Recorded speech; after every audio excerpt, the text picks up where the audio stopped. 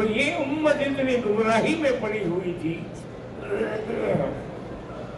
کہ اللہ کے گھر کا طواف کرتے تھے بغیر کپڑوں کے، اور پھر فخر کرتے تھے ساتھیوں میں بیٹھ کے کہ میں نے اتنی عورتوں سے زنا کیا ہے۔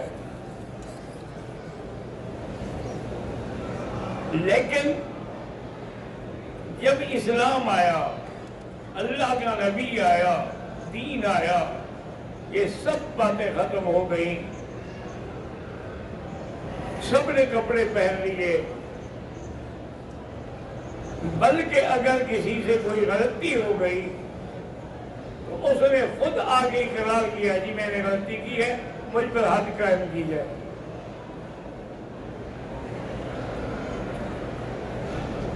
اسی طرح حضور کے سامنے ایک عورت آئی، انہوں نے کہا انی اصبت حدًا فاقم، حضور میں حد کو پہنچی ہوں، مجھے حد قائم کرے۔ حضور نے فرمایا پتہ نہیں تم نے واقعی زنا کیا ہے یا صرف انسان ہے بوسہ دیتا ہے ہاتھ۔ انہوں نے کہا میرے پیٹ میں بچہ آپ کو نظر نہیں آ رہا، بچہ جو ہے یہ کس چیز کی علامت ہے؟ آپ نے فرمایا پھر تو میں تم پر حد قائم نہیں کر سکتا جب تک یہ بچہ پیدا نہ ہو۔ اس نے کیا گناہ کیا ہے جتنے پیٹ کے اندر ہے؟ وہ چلی گئی۔ اب اندازہ کریں کہ جب وضع حمل ہو گئی، بچے کو لے کے پھر آ گئی، اس کو چین ہی نہیں آتا تھا کہ اگر دنیا میں مجھے سزا نہ ملی تو آخرت میں میری سزا بڑی سخت ہوگی۔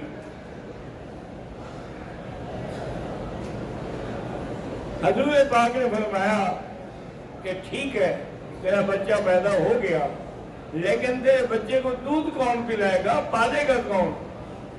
یہ جب روٹی کھانے کے قابل ہو جائے پھر آنا۔ وہ چلی گئی، پھر بھی اس کو چین نہیں آتا کہ اگر حد قائم نہ ہوئی اور میں پہلے مر گئی، یہ حضور پر وفات آ گئی تو مجھے تو نجات نہیں ملے گی۔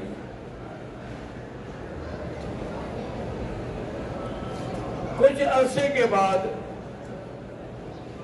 مدت غزات کے بعد، تھوڑی سی مدت نہیں ہوتی، حولین کاملین، 2 سال تک ایک آدمی اپنے جرم کی خود حفاظت کرے،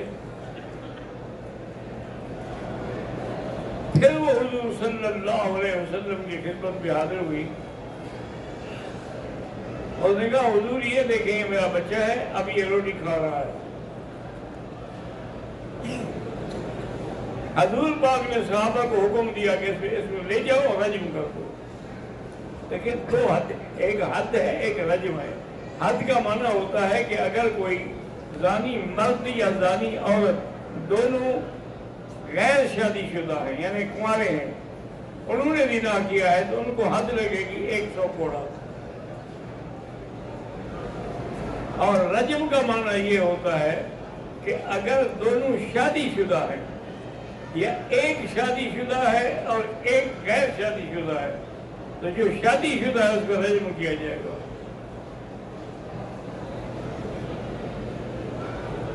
اور جو غیر شادی شدہ ہے اس کو 100 کوڑا مارا جائے گا۔ اسی طرح ایک دفعہ حضور نے حکم دیا کہ رجم کی جائے، جب اس کو لے گئے رجم کرنے کے لیے تو بھاگ پڑا۔ آپ بات ہے جس کو پتھر لگتے ہیں وہ کھڑا تو نہیں رہتا، بھاگتا ہے جان بچانے کے لیے۔ آگے کسی صحابی کے ہاتھ میں کسی اونٹ کی ہڈی آ گئی، اور وہ ہڈی پکڑ کے ماری تو وہ گر گیا۔ واپس آ کے انہوں نے حضور کو سنایا کہ حضور تو بھاگ رہا تھا، میں حل لا ترکتم، وہ بھاگنے دیتے، بھاگ رہا تھا تو۔ اور یہ سیاہ کی حدیث ہے کہ حل لا ترکتم، کیوں نہیں چھوڑ دیا؟ اب علماء سے بڑی تحقیق کرتے ہیں کیسے اللہ کے نبی نے فرما دیا کہ حد والے کو چھوڑ دو اگر وہ بھاگ جائے تو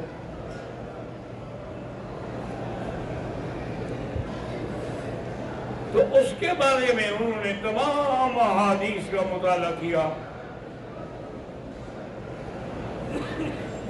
بڑے غور و فکر کے ساتھ وہ اس نتیجے پہ پہنچے کہ جرم جو ہے وہ دو طرح سے ثابت ہوتا ہے. ایک اقرار سے کہ بندہ خود اقرار کرے جی میں نے گناہ کیا، اور ایک یہ ہے کہ اقرار نہیں بلکہ گواہوں نے آنکھوں سے دیکھا ہے. تو جس کو گواہوں نے دیکھا ہے اس کو تو نہیں بھاگنے دیں گے، بلکہ گڑھا کھود کے یہاں تک اس کو دفن کیا جائے گا، پھر پتھر مارے جائیں گے. اور جس نے اس کے علاوہ بغیر کسی ثبوت کے خود اقرار کیا ہے، حتیٰ کہ ایک آدمی آیا اور نے کہا حضور انی اصبت حدا، آپ نے رخ پھیر دیا. وہ ادھر سے آ گیا، حضور میں نے گناہ کیا مجھے حد جاری کریں، آپ نے منہ پھیر دیا. وہ ادھر سے پھر آ گیا، یا رسول اللہ میں نے گناہ کیا ہے مجھے پاک کر دیں اپنی زندگی میں. حضور نے فرمایا سیدھی بات کرو، واقعی تم نے زنا کیا ہے یا میں سے پیار شیار کیا ہے؟ میں نے کہا نہیں یا رسول اللہ، جو ایک مرد عورت سے کرتا ہے میں وہی کیا ہے. تو اس لیے علماء نے کہا کہ اگر ثبوت باللسان ہو، بالاقرار ہو، تو اس کو بھاگنے کا موقع دیا جائے. ہو سکتا ہے اس نے کسی خاندان کو بدنام کرنے کے لیے جھوٹی توبت لگا دی ہو، حقیقت دینا نہ ہو. اور جس کا جرم گواہوں کے ساتھ ثابت ہے اس کو نہیں بھاگنا، ان کو باقاعدہ دفن کیا جائے گا.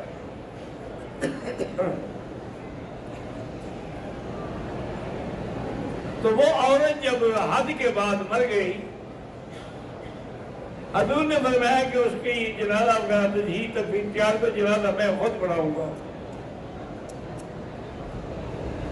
حضور صلی اللہ علیہ وسلم جب جنازہ پڑھانے کے لیے آگے نکلے، حضرت عمر رضی اللہ تعالیٰ عنہ سے برداشت نہ ہو سکا، کیونکہ حضرت عمر جو تھے نا وہ شدید تھے دین کے معاملے میں. ارحم امتی بامتی ابا بکر واشدهم فی امر اللہ عمر